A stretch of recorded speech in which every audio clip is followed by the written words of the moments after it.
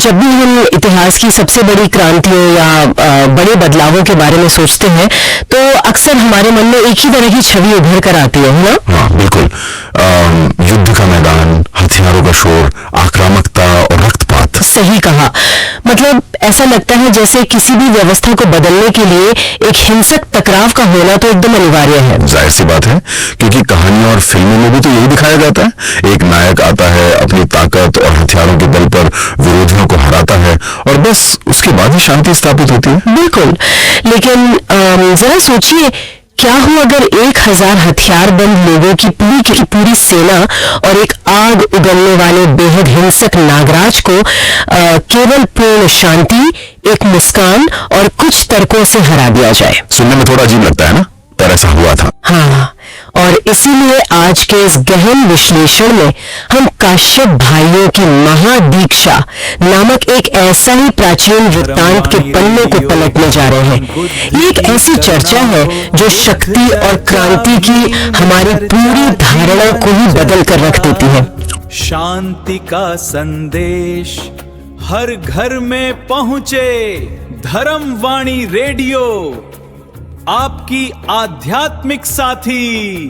सुनिए धर्मवाणी रेडियो।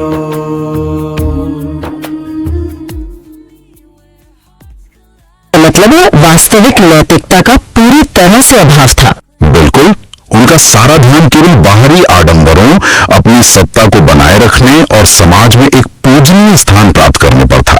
मतलब उनका तप केवल शरीर को कष्ट देने तक सीमित था, मन को शुद्ध करने से उसका कोई लेना देना ही नहीं था। एकदम सही कहा आपने। और इसी विरोधाभास के बीच बुद्ध उरुबेला के उस आश्रम में प्रवेश करते हैं और यहाँ से ड्रामा शुरू होता है। उरुबेल काश्यप एक अतिथि के रूप में उनका स्वागत तो करता है, लेकिन तुरंत ही उन्हें एक बहुत ही खौफनाक चेतावनी भी दे डालता है। हाँ, वो बुद्ध से कहता है कि वो आश्रम की यज्ञशाला में रात बिताने की भूल बिल्कुल न करें, क्योंकि वहाँ हर रात नागराज मुचलिंद आता है और ये नागराज बेहद हिंसक है, भयंकर आग उगलता है। काश्यप बताता है कि जो भी इस यज्ञशाला में रुकता है ये उसकी जान ले लेता है। इस परिस्थिति को अगर मैं आज के समय के हिसाब से समझाऊं तो ये कुछ वैसा ही है जैसे मान लीजिए आपने किसी बहुत ही खूबसूरत नदी किनारे कोई शानदार रिजॉर्ट बुक किया हो। अच्छा। हाँ, और वहां पहुंचने पर रिजॉर्ट का मैनेजर आपसे कहे, देखिए यहाँ नजारे बहुत अच्छे हैं, कमरा भी शानदार है, बस हमारे बेसमेंट में एक ड्रैगन रहता है जो हर रात आग उगलता है। अरे बाप रे, ये तो बड़ा ही दिलचस्प उदाहरण दिया आपने। लेकिन दिलचस्प बात यह है कि वो मैनेजर यानी उरुबेल काश्यप अप्रत्यक्ष रूप से यही चाहता था कि ये नया मेहमान उस ड्रैगन का शिकार बन जाए। सच में?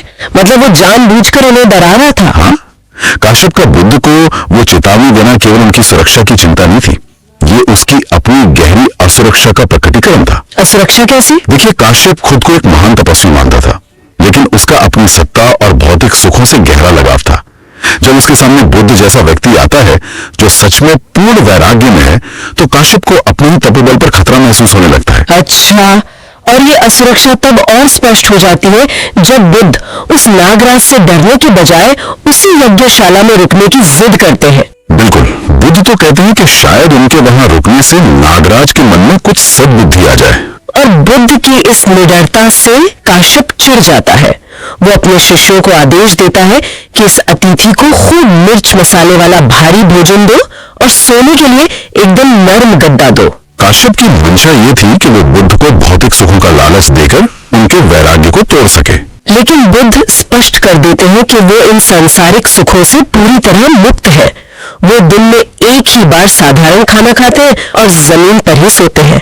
ये काश्यप का एक साइकोलॉजिकल खेल था। जब कोई व्यक्ति अपने पाखंड को लेकर असुरक्षित होता है तो वो सच्चे व्यक्ति को देखकर सबसे ज्यादा घबराता है। हाँ, बुद्ध की वो शांति काश्यप के पूरे जीवन के झूठ के लिए आईना बन गई थी। बिल्कुल। और फिर वो रात आती है। रात के अंधेरे में जो तपस्वी दिन भर यज्ञ का दिखावा कर रहे थे वो राग, रंग और भोग विलास में डूबे नजर आते हैं। उनका असली चेहरा सामने आ जाता है और तभी एक भयंकर गर्जना के साथ यज्ञशाला में नागराज मुचलिंद आ धमकता है। और वो क्रोध और प्रतिशोध से भरा हुआ था। हाँ, क्योंकि नागराज का क्रोध बिना कारण नहीं था। वो उन जटिल तपस्वियों पर कुछ बहुत ही गंभीर आरोप लगाता है। वो गरजते हुए कहता है कि ये तपस्वी ढोंगी हैं, जो धर्म के नाम पर गरीबों को लूट रहे हैं और निर्दोष पशुओं की क्रूर हत्या कर रहे हैं। और यहां मैं एक बात कहना चाहूंगा। जी बताइए। अगर नागराज की बातों का तार्किक विश्लेषण किया जाए तो क्या उसकी बात पूरी तरह से सही नहीं थी? यही सवाल मेरे मन में भी था।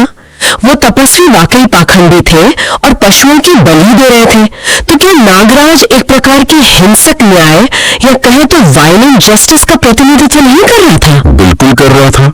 अगर गहराई से देखा जाए तो नागराज का जो डायग्नोसिस था ना, वो एकदम सटीक था। हाँ, समाज में पाखंड था और शोषण हो रहा था। लेकिन नागराज की सबसे बड़ी कमजोरी उसका इलाज था। वो हिंसा का अंत एक और बड़ी हिंसा से करना चाहता था। वो सोचता था कि इन पाखंडियों को मारकर ही न्याय मिल सकता है, और जब बुद्ध उसके सामने आते हैं तो वो उन्हें भी उसी पाखंडी समूह का हिस्सा मानकर मारने की धमकी देता है। और यहीं पर बुद्ध की प्रतिक्रिया हमें एक बहुत बड़ा मनोवैज्ञानिक सबक देती है। जब नागराज आग बबूला हो रहा था, तब बुद्ध का मुख शरद ऋतु के पूर्ण चंद्रमा के समान एकदम शांत था। मतलब जब सामने वाला व्यक्ति आप पर चिल्ला रहा हो और उसे लगे कि आप भी पलट कर लड़ेंगे लेकिन आप बिल्कुल स्थिर रहे, तो ये तो सामने वाले के पूरे आक्रामक तंत्र को ही ध्वस्त कर देता है। ये एकदम सही कहा। बुद्ध उस नागराज के सामने एक बहुत ही अकाट्य तर्क रखते हैं।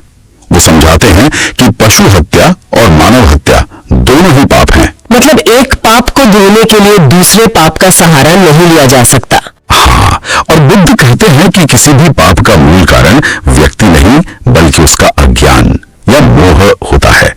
जैसे बीज के बिना पेड़ नहीं उग सकता, वैसे ही अज्ञान के बिना पाप नहीं हो सकता। तो अगर पाप को खत्म करना है तो पापी की हत्या मत करो, बल्कि उसके अज्ञान को खत्म करो। बिल्कुल, क्योंकि पापी को मार देने से अज्ञानता नहीं मरती, वो नए पापी पैदा करती रहती है। क्या बात है। और ये तर्क इतना गहरा था कि नागराज का सारा क्रोध शांत हो जाता है। जो आग उगल रहा था वो बुद्ध की शांति के आगे नतमस्तक हो जाता है। और ये सब कुछ उर्वबोल काश्यप छिपकर देख रहा था। वो तो हैरान रह गया होगा। बिल्कुल हैरान था, लेकिन उसने बुद्ध की शांति को नहीं समझा। उसे लगा कि बुद्ध के पास कोई जादुई शक्ति है जिससे उन्होंने नागराज को वश में कर लिया। ओह, तो काश्यप का अपना अज्ञान अभी भी वैसा का वैसा ही था। हाँ, और इसीलिए कुछ दिनों बाद ही पूर्णमासी के दिन आश्रम में एक बहुत ही विशाल और भव्य वैदिक यज्ञ की तैयारी शुरू हो जाती है। स्रोत बताते हैं कि गाय, बैल, भेड़ और बकरियों के बड़े झुंडों को बलि के खूंटों से बांध दिया गया था। कुल्हाड़ियां तैयार थी, मतलब एक बड़े नरसंहार की तैयारी थी। धर्म को हिंसा की ढाल की तरह इस्तेमाल किया जा रहा था और